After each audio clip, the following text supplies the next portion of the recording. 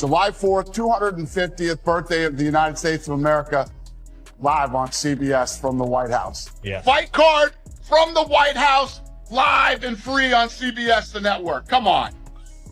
I talked to him last night, him being the president, and I'm flying out there at the end of this month, and I'm going to sit down and walk him through. It's definitely going to happen. We have like 2 different options laid out, and the matchmaking process has already started. So, yeah, we got the White House card done last week. The card's done already to go? Yep. Nice. How many title fights are you able to say? No. Me and Borsari actually fly to D.C. this week and sit down with the president and his team and start walking them through not just the production but the fight card. We have like 3 different options on all the different production stuff and see what he likes and what he doesn't like. But let me tell you this, this event is going to be so badass and so unique and so special and so expensive. What's next? Ilia Topuria on the White House. Has to be. No other option. I've been speaking into existence since I fought Vazeev last year. I thought it would be Topuria in January, and then I would fight and defend my belt on the White House card in June. But things change up, can't control everything. Ilia takes a step back because of personal issues. I still get to fight for an interim championship, which makes me a champion on paper, which gives me Ilia Topuria on the White House. Alright, listen closely. The long-whispered clash between Ilia Topuria and Justin Gaethje isn't just a rumor anymore, it's real, signed, sealed, and somehow tied to a White House event, which sounds impossible until you realize it isn't. That detail alone changes everything. This isn't just another date on the fight calendar, it feels like something bigger is moving behind the scenes, something that turns a simple matchup into a statement. And here's where it gets interesting. While most people are still reacting, Ilia Topuria is already miles ahead. He didn't wait for the cameras. He didn't wait for the press tour. He started camp early, shut the noise out, and went into a kind of silent overdrive. The kind of preparation you only see when a fighter knows what's really at stake. Because this isn't just about winning rounds, it's about legacy, about rewriting how he'll be remembered. And the scary part, he looks like a man who's already seen the ending, and plans to make sure it goes exactly his way.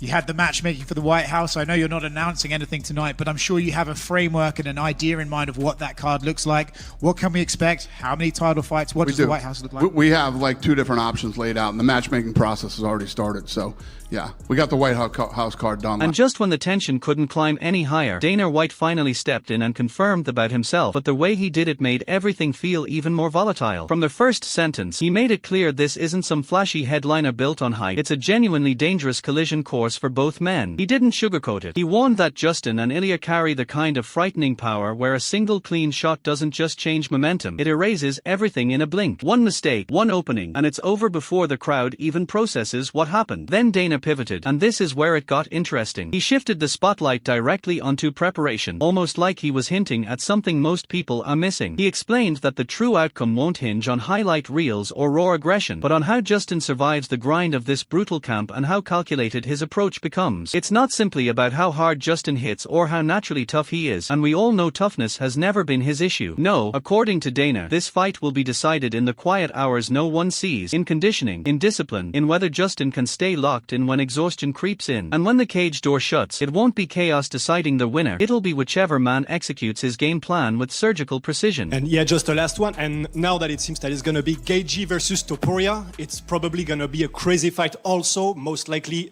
striking. How do you see this one going? Yeah, I agree. It's going to be interesting.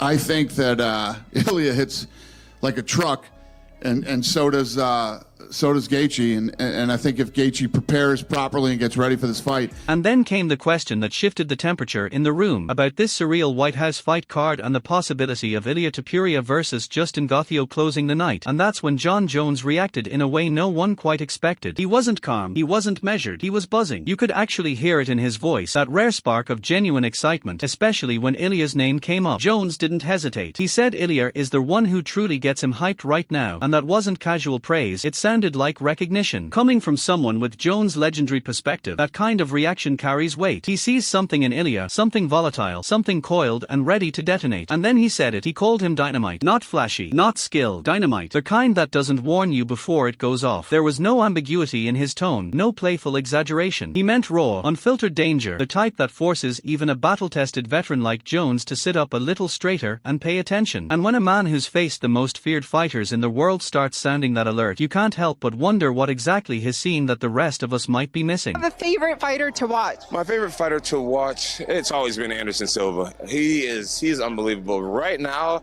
I would say Ilia. He really gets me excited. He's just dynamite.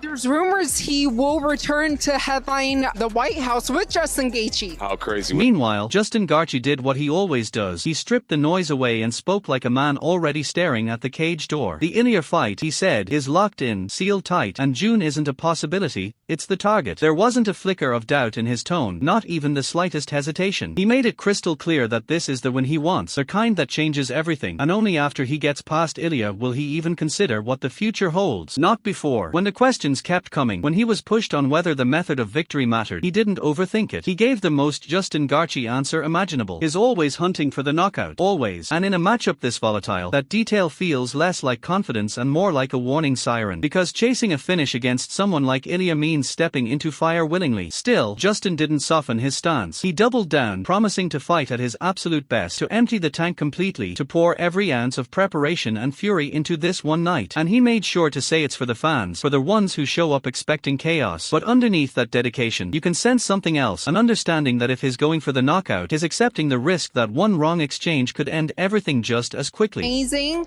So how do you visualize this year playing out for yourself? I hope I fight in June and get a win versus Ilia, and then we'll see from there.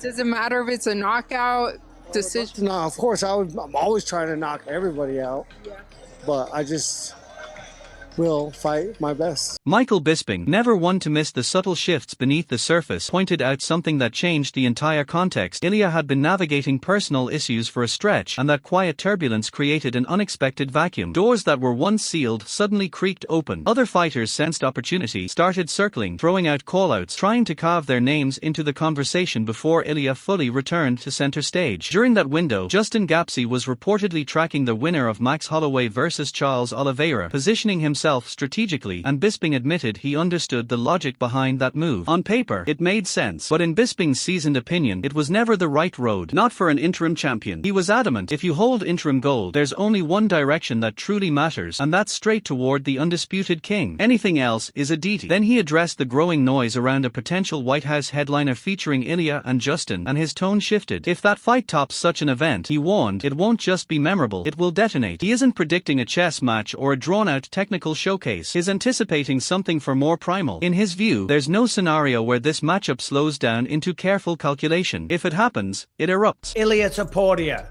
the man is back. He went through a divorce, they've reached a settlement, everything's all good. He wants to come back, he wants to fight Justin Gaethje. Justin Gaethje apparently wants to fight him. There's talks of the main event at the White House.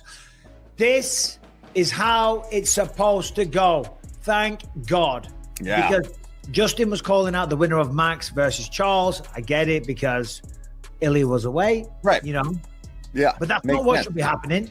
It should be Justin, the interim title or the interim champ, fights the undisputed. Thankfully, normal service has resumed. And Paul Felder, a voice that rarely leans into hype without reason, didn't hesitate when this matchup was brought up. He agreed completely that Ilia Topuria versus Justin Gaethje isn't just another big fight. It's the kind of volatile, high-stakes collision that belongs on a stage as rare as the one being whispered about at the White House. In his view, an event of that magnitude can't be bloated or careless. It has to be small, deliberate, almost surgical in its construction. And that detail matters, because when a card is tight-knit and selective, every bout carries enormous weight. There's no room for filler, no space for experiments. Only the most significant, most dangerous, most meaningful fights survive the cut. That's what makes this conversation feel different. Felder emphasized that when you're programming something that prestigious, you don't just look for skill, you look for impact, for tension, for the kind of matchup that guarantees a reaction the moment it's announced. And to him, Topuria versus Gaethje doesn't just qualify, it demands inclusion. It promises unpredictability, violence, and stakes that extend far beyond rankings. On a stage that unique, under lights that bright, this isn't merely a fight, it's a statement waiting to explode. We'll see. I hope so. And I hope it's at the White House. It needs a big fight. I feel like that's guaranteed chaos between those two and somebody probably getting put away.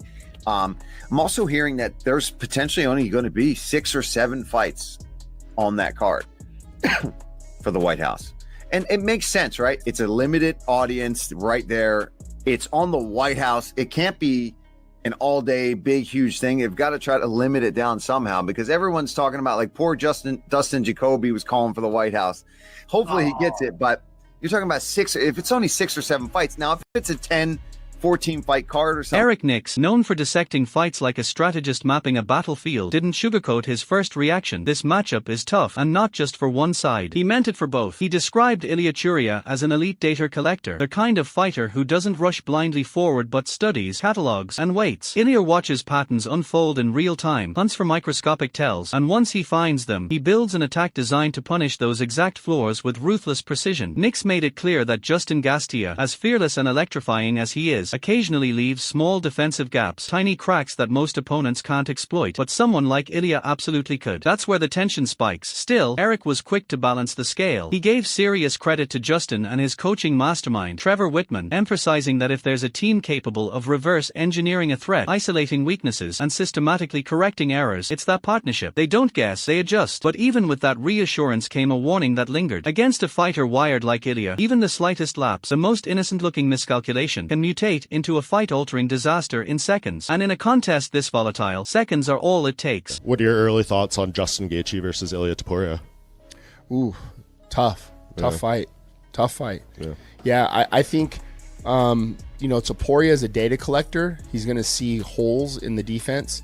I think some of those things that you and I talked about that maybe Justin was kind of overexposing. I think Topuria is going to look at those things and try to exploit those. If you're going to reverse engineer your game plan, I think Justin and Trevor are two of the best in the game that can do that and know what offense is going to come back at them if you're making these mistakes. So you're going to have to short. Luke Thomas' main takeaway when breaking down the Justin Gaethje versus Ilia Topuria matchup wasn't just about styles or power. It was about the gap at the summit of the lightweight division, a gap that feels wider and more unsettling than people want to admit. He focused on how Ilia has been engaging Justin publicly, not casually, but sharply, almost like he's applying pressure before they ever touch gloves. To Thomas, that wasn't random trash talk. It was a signal. The way Ilia has been verbally prodding and targeting Justin suggests something deeper: supreme assurance, calculated intent, and a level of command that separates contenders from rulers. This isn't reckless confidence, it feels controlled, almost strategic. Thomas implied that when a fighter speaks with that kind of edge, it often reflects how secure they are in their preparation and their read on the opponent. In his view, Ilia isn't behaving like someone hoping to prove he belongs, he's acting like someone who already believes he's operating on a completely different tier. And that distinction matters, because when one fighter enters with hunger and the other enters with certainty, the psychological terrain shifts before the first exchange ever happens. Let's get to the people who we've been kind of dancing around this whole time, which is who I think are the two best lightweights in the world. Let's start with, Let's start with the champion himself. Here's a tweet from Ilia Topuria I'm guessing to Patty, obviously, quote, "Hey, little sausage. The only thing you had to do was beat a 38-year-old guy." By the way, you can just, if you say that in Topuria's voice, all you had to do was just beat a 38, you're comparing him to like any guy off the street who happens to be 38. Like the disdain with which he is treating Gaethje is remarkable. He says, "You just lost the biggest paycheck of your life. You were going to get rich if you won. Justin, all I can say is congratulations. And I'd like to tell you to get ready, but you're screwed no matter what." I got to tell you, Ilia Topuria from the top row. I absolutely love this message because it doesn't just praise, it warns. When Jed Meshew shifted the spotlight onto Justin Gaethje, you could hear the respect in every word. He paid tribute to what Justin embodies inside the cage: unmatched toughness, a resume carved out of wars, and that fearless promise to fight anyone, anywhere, without hesitation. Those qualities built his legend. They made him must-watch. But then Meshew pivoted, and that's where it stung a little. He made it clear that admiration doesn't equal advantage. Not anymore. In today's UFC, heart and pressure alone aren't always enough to tilt the scales. Against someone like Ilia, relentless forward motion and iron durability don't automatically create fear. They might even create openings. That's the uncomfortable evolution Meshew was pointing at. The sport has shifted. The margins are thinner. The reads are faster. And raw aggression, once a guaranteed threat, can now be dissected, timed, and punished by fighters operating at a different tempo. It wasn't a dismissal of Justin. It was a reality check about where the elite tier stands today. And if that assessment is even partially true, then this fight isn't just about grit versus skill. It's about whether the old formula still works when the opponent has already studied every variable. I'm A-okay. I have a lot of issues with basically everything Ilia Topuria has said over the last 2 years. Not this one. Like, this is exactly right. Like, you got beef with that dude and you can dunk on that dude. Like, that is A-okay thing to do. You know, I do think he also lost the biggest payday of his life. I think it's better for his career if he beats Patty than Gaethje, but like, I totally understand dunking on him right now. And yeah, I mean, the most likely outcome is that he blows the doors off Justin. Rafael Fiziev, offering his professional insights, actually looked back at Justin Gaethje's recent fight against Dustin Poirier, noting that the bout revealed something unusual. Justin didn't quite appear like his dominant self, particularly in the opening rounds. He observed that Justin started slowly, carried a heavier presence, and seemed flat, almost disconnected from the blistering pace that typically defines his style. Fiziev even pointed to subtle physical indicators, especially around the neck area, and suggested that Justin might not have been operating at full health when he entered that pivotal contest, a significant observation coming from a fellow elite competitor. Meanwhile, commentary from Jed Meshew reinforced the respect surrounding Justin's career and toughness, acknowledging his willingness to fight anyone and his remarkable history in the sport, yet stressing that those qualities alone may not guarantee success in the evolving landscape of modern competition. The implication was clear: raw durability and pressure, while formidable, do not automatically neutralize opponents who bring strategic precision and next-level preparation, leaving open questions about how Justin will adjust moving forward.